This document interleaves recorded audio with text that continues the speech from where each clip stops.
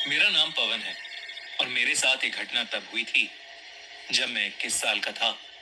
मेरा गांव उत्तराखंड के पिंडारी ग्लेशियर के फुट हिल्स में है। पहाड़ी लोगों के लिए रात को पहाड़ों में घूमना आम बात है, पर उस रात जो मेरे साथ हुआ, उसके बाद से जब भी मैं उन पहाड़ों में अकेले निकलने के बारे में सोचता हूँ तो मेरी रूह कांप जाती है। मैं 6 साल बाद गर्मियों की छुट्टियों में अपने गांव वापस आया था। मेरे आने की खुशी में मेरे बचपन के दोस्तों गिरदा और देव ने डिसाइड किया कि हम पिंडारी ट्रैक के नीचे वाले पहाड़ के झरने पर जाकर सेलिब्रेट करेंगे। हमने अगली सुबह ट्रैक शुरू किया। वो ट्रैक 8 घंटे का था और रास्ता बेहद खूबसूरत था। आधे से ज्यादा ट्रैक करने के बाद थकान और तेज धूप के कारण हमने सोचा कि थोड़ी देर आराम कर लें। वो जगह बहुत ही शांत थी और वहां कई सारे छोटे रास्ते थे जो अलग अलग पहाड़ों तक जाते थे। हमने गाने चलाते चलाते लंच किया और थोड़ी देर में ही हमारी आंख लग गई। लेकिन कुछ देर बाद अचानक मेरे कानों में किसी बच्ची की आवाज आई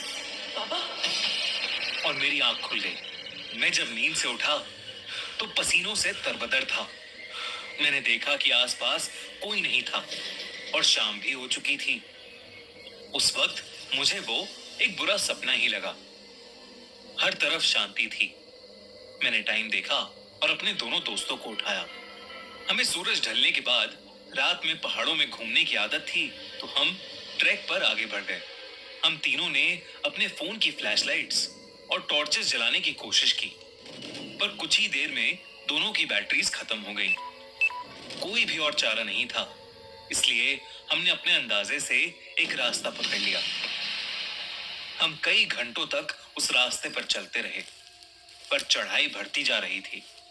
रास्ता पतला हो रहा था और हम थे कि झरने तक पहुंच ही नहीं पा रहे थे। पर न जाने वहां की हवा में ऐसा क्या था कि मुझे हर समय ऐसा लग रहा था जैसे कोई मेरा पीछा कर रहा है। लेकिन मैं जितनी भी बार पीछे मुड़ता, मुझे सिर्फ पेड़ और झाड़ियां ही नजर आती थीं। कई घंटों तक जंगल में भटकने के बाद हम समझ गए थे हम सही रास्ते से काफी दूर आ चुके हैं।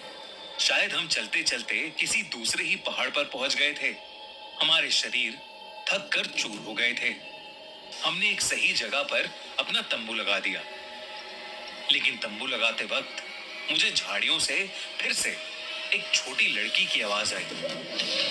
ऐसा लग रहा था कि कोई छोटी लड़की मुझे कुछ बोलने की कोशिश कर रही थी, पर मुझे समझ नहीं आ रहा था। मैंने उसे अपने मन का वहम समझा और सीधा खाना खाकर सो गया। कुछ देर बाद मेरी आंख खुली। मैंने देखा कि मेरे शरीर को कोई घसीट कर कहीं ले जा रहा है। मैंने गर्दन उठाकर देखा तो मुझे एक भयानक दानव जैसा एक आदमी घसीट रहा था। उसे देखकर मेरी चीख निकल गई और तब उस आदमी ने मुझे पलटकर गुस्से से देखा और अपने पंजों से मुझ पर वार कर दिया। तभी अचानक मेरी नींद टूटी कि मैं अपने टेंट में ही लेटा हुआ था। जो आग हमने लकड़ी से जलाई थी वो बुझ चुकी थी, पर अभी सुबह नहीं हुई थी। मेरी नींद उड़ चुकी थी, लेकिन मेरे बगल में देव आराम से सो रहा था। पर गिरदा टेंट में नहीं था, वो गायब था। मैं अपने टेंट से बाहर निकलकर गिरदा को तलाशने लगा कि तभी मुझे देव की चीखने की आवाज आई। मैं बहुत डर गया और तुरंत वापस टेंट में गया, लेकिन देव आराम से सो रहा था। मैंने देव को जगाकर उसे सब कुछ बताया और तभी हमें टेंट के बाहर एक परछाई दिखी। वो परछाई ठीक उसी भयानक दानव जैसी लग रही थी जैसे मैंने सपने में देखा था।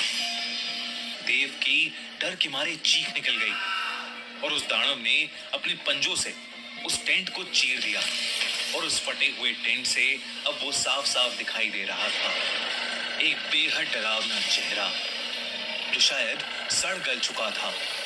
लंबे लंबे बाल और उससे भी लंबे उसके पंजों के नाखून, उसके नुकीले दांत और गुस्से से लाल आंखें। वो कोई जानवर जैसा नहीं लग रहा था, पर ऐसा लग रहा था जैसे कोई एलियन हो। हम जैसे तैसे करके उस टेंट से बाहर भागे। हमें कुछ भी समझ नहीं आ रहा था कि आखिर हो क्या रहा है, पर हम भागते रहे। थोड़ी दूर पर हम एक अजीब से रास्ते पर पहुंच गए। रास्ता बहुत पतला था और हम बार बार फिसल रहे थे। मुझे भागते हुए ऐसा महसूस हो रहा था जैसे कुछ नुकीला बार बार मेरे शरीर पर लग रहा है।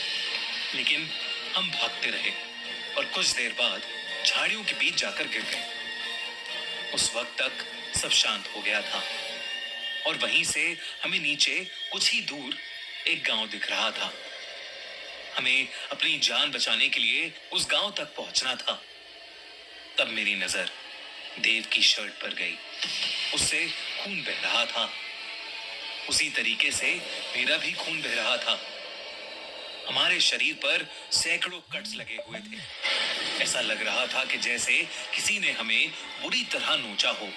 तभी हमें उसी दानव की गुहार सुनाई दी जो झाड़ियों के दूसरी तरफ से आ रही थी। हम अपनी बची कुची जान लगाकर वहां से भागे। हम तब तक भागते रहे जब तक हमारा शरीर बेजान नहीं हो गया। हम दोनों बहुत बुरी तरीके से घायल हो चुके थे और हमारे दोस्त गिरदा की भी कोई खबर नहीं थी। तभी मुझे ऐसा महसूस हुआ कि कोई हमारी तरफ आ रहा है। मैंने देखा तो वो एक बकरी चराने वाला था। उसने हम दोनों की ऐसी हालत को देखकर शोर मचाना शुरू कर दिया और कई गांव वाले वहां आकर जमा हो गए। उन्हें देखते ही मानो हम दोनों बेहोश ही पड़ गए। पूरी एक दिन की बेहोशी की हालत में रहने के बाद हमें होश आया। हम दोनों के शरीर पर पट्टियां बंधी थीं। वो गांव के मुखिया का घर था। होश में आते ही हमने उन्हें सब कुछ बताया। जब हमने उन्हें वो सब बताया जो हमारे साथ हुआ, तो वो थोड़ी देर के लिए शांत हो गए।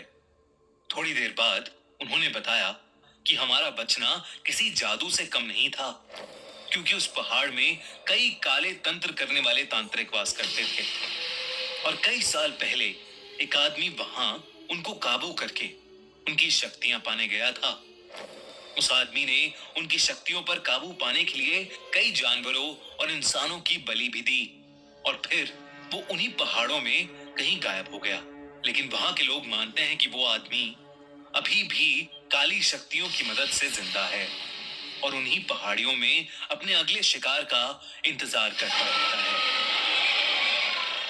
मुखिया ने बताया कि गांव की एक लड़की खेलते खेलते वहां गलती से चली गई थी और फिर वो कभी नहीं लौटी।